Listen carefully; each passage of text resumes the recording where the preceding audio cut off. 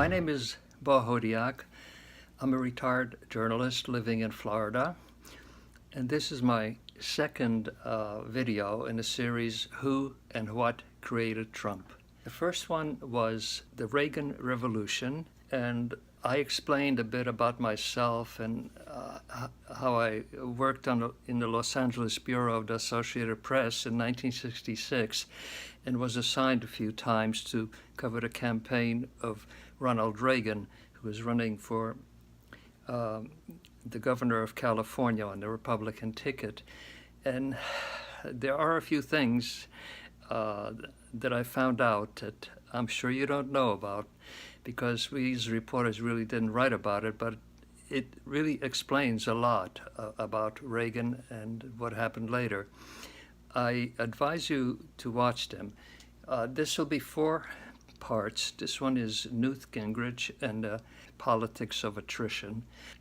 Now, we know that a phenomena like Trump and the Trump administration don't just fall out of the sky. The ground has to be prepared for them.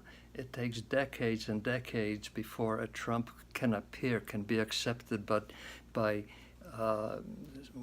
I think it was 63 million votes that he got in 2016. So I try to explain it through these people because I think they had a big influence on where we are today.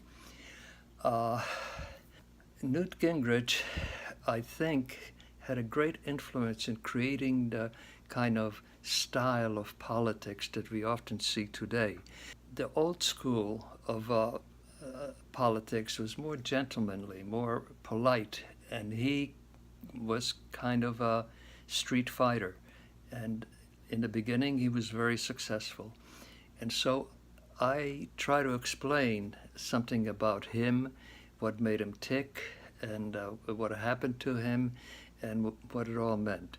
2 years ago, Atlantic magazine had a long article about Newt Gingrich with a subhead that read, "Gingrich turned partisan battles into blood sport, wrecked Congress, and paved the way to Trump's rise."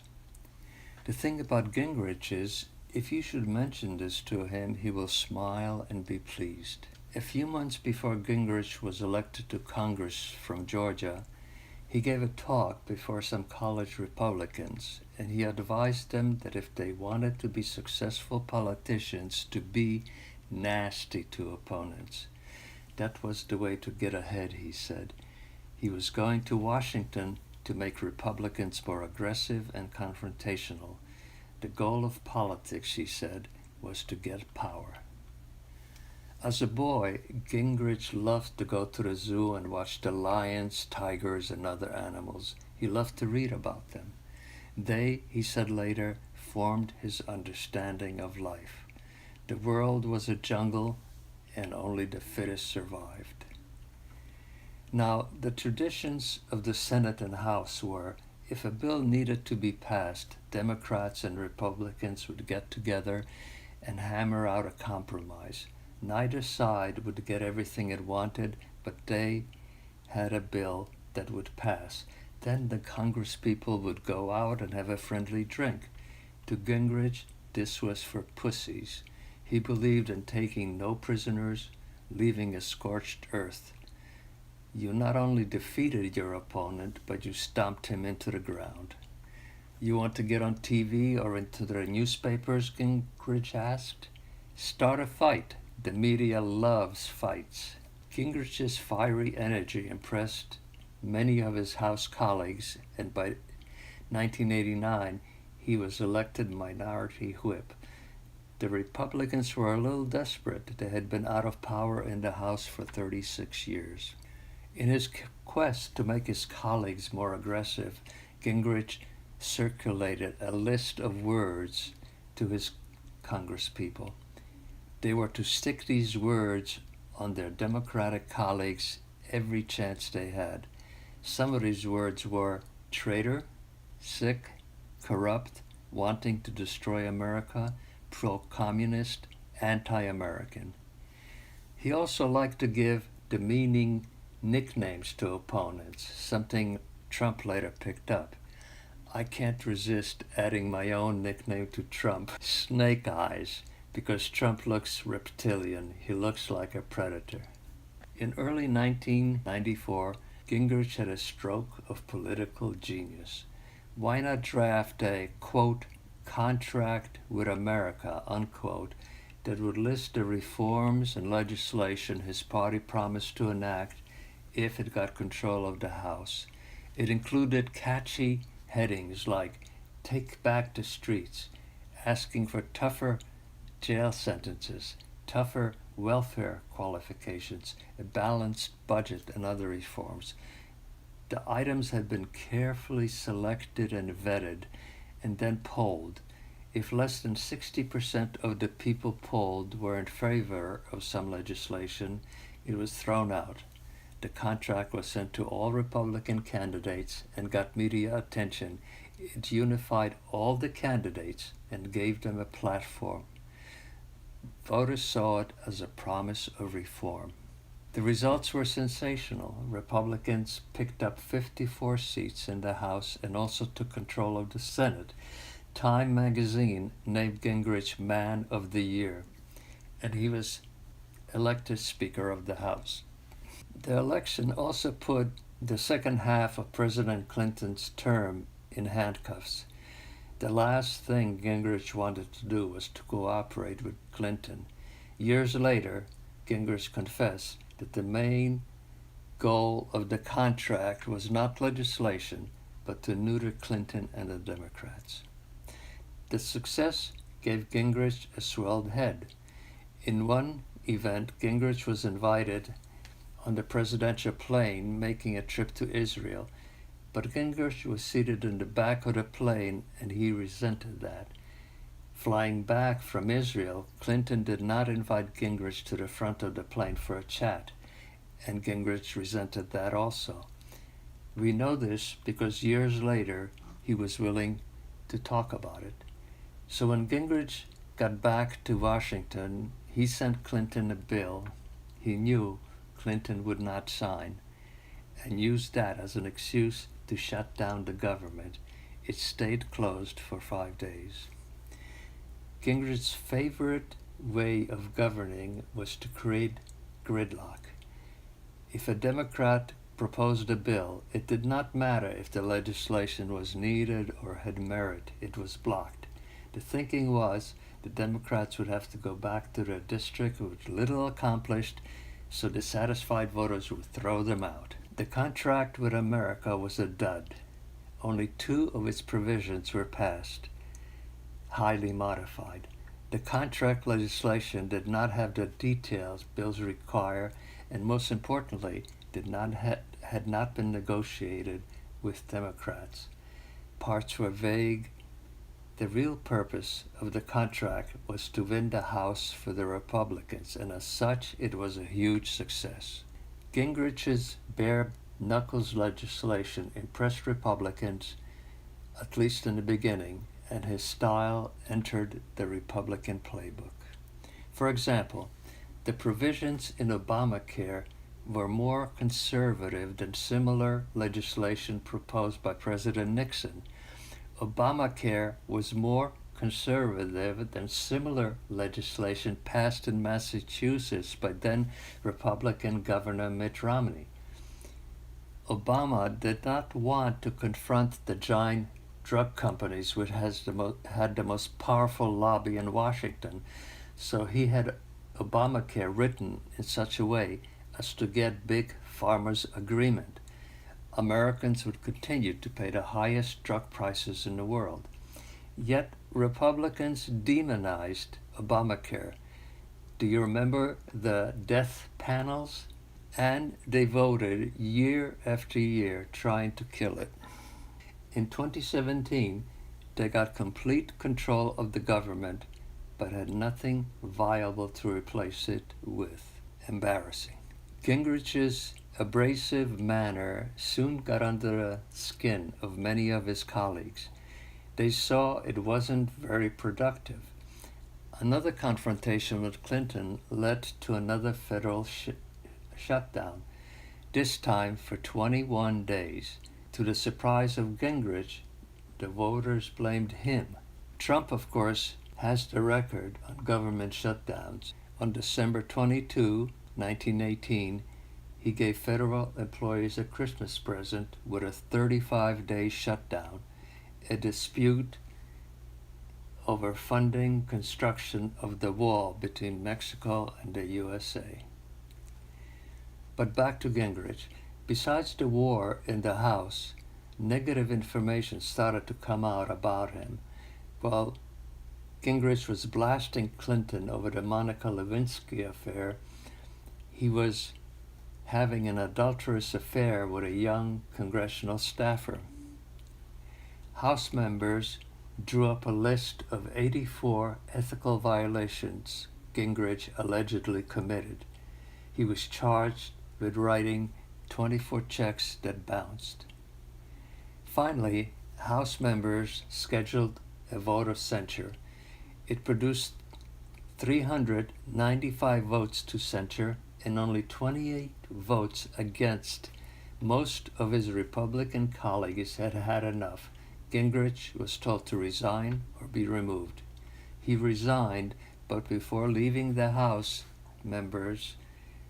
he said, "I am not willing to preside over people who are cannibals." Gingrich then dropped out of the public eye until 2012, when he ran unsuccessfully for president. Sometime later, Trump visited him to get some advice on running for president. Gingrich became one of Trump's earliest and most fervent supporters. He hoped to be Trump's vice president, but one consultant told Trump that between the two of them they'd had 6 wives. Some voters might not like that. According to a biographer of Melania, Trump decided to send his wife to visit the Pence and Gingrich family. When Melania came back, she advised Trump to pick Pence as vice president. Pence, she said, will be a good, obedient soldier. Gingrich will want your job. On Amazon, I counted 4 books about Trump written by Gingrich and read the many sample pages Amazon offers. They can be described as total adulation. Sir Galahad in Washington. Gingrich's 2018 book describes how Trump's election in 2016 saved America. It is titled "The Truth About Our Nation's Great Comeback." Gingrich is a paid commentator on Fox Broadcasting and has hired a speakers bureau that sends him all over the country. He speaks mostly about Trump, and he charges $600 a minute, so 30 minutes is $18,000. This is the first time I saw a speaker's fee listed in minutes. Life is good. Trump appointed his wife as America's ambassador to the Holy See in Rome. That's the lady who was keeping Gingrich happy when he was still married to his former wife. I think the legacy of Gingrich, amplified by Trump, is to teach Washington politicians that they can violate tradition, not do the right thing, and get away with it. For example, when at the beginning of 2016 a vacancy appeared on the Supreme Court, President Obama nominated Judge Merrick Garland to the position. Almost everyone agreed Garland was a good choice, but McConnell disagreed and refused to put Garland to a Senate vote. He said elections were a few months away, so let the winner nominate a justice. And that is what happened until Trump was sworn in. With the chance that another vacancy will occur this year, McConnell was asked recently if Trump nominates a judge to the Supreme Court, will McConnell allow a Senate vote? He said yes. A total flip-flop. No shame, no embarrassment. Trump has taught us that much of what made Congress and the presidency work and viable depended on the decency of its occupants. Character does matter, especially in a president. Congress depends on senators and congresspeople of goodwill. Congress as a war zone is simply dysfunctional. You can't write laws and legislation that control every possible situation. Who ever thought of writing a law saying that if the House sends over bills to the Senate for discussion and a vote, the Senate leader cannot bury them? McConnell has. While this is a big generalization, and as they say, every generalization is false, conservatives might be described as people with their foot on the brake. Now, a brake is essential. Try to drive a car without one. Conservatives want to conserve what they value and what has worked for them. But if you don't have an accelerator, you don't get anywhere at all. Societies where conservatives have won absolutely have degenerated and died, while societies where liberals won absolutely have fallen into chaos and ruin. To return to Gingrich, what I'm trying to say is conservatives have a great advantage when practicing the Gingrich style of politicking. They succeed when they stop or block legislation. They succeed when they block change. You would think the senators have a right to debate House bills sent to them and approve or reject them. They are the ones who should decide, not McConnell. Historically, legislators and the country depended on a sense of decency and fairness in their members, not on brute power politics. How could a man once described as an moron still be in power? I think one of several reasons is that most voters and reporters simply could not process a man who could look directly into the TV camera and lie through his teeth. Voters expected from their politicians distortion, evasion, lying by omission, but not this. It didn't make sense. Why lie about how many attended your inauguration with their photographs to disprove the lie? People couldn't believe it. It was happening, couldn't believe it was happening, and didn't know what to do about it. This was happening in the majestic presidential office of the United States of America. The quote, fake news, unquote, put microphones in front of Trump and let him go at it. He said it, right? So it's news. During his campaign for president, Trump got $1 billion worth of free publicity. The scandal is we accept it. Trump is being Trump. We forget our children are watching and learning. This is the way to get ahead in America? Are we like the frog in that hot pot of water that is getting hotter and hotter? Will we really permit Trump to cripple our democracy? In recent years, the Republicans have had huge victories. Some 200 conservative federal judges appointed, a huge tax cut for the rich and the corporations, massive deregulation, and 2 Supreme Court justices. So Gingrich's style is working, but at what price to America and Americans? I recently watched on CNN a commentator in England being asked what the British felt about America. His answer was, quote, pity. Please tell others if you find this interesting, and I hope that you will watch. The third one is Ayn Rand and the Virtue of Selfishness, and the fourth is Lewis Powell Jr. and the Gaslighting of America. So thank you for watching.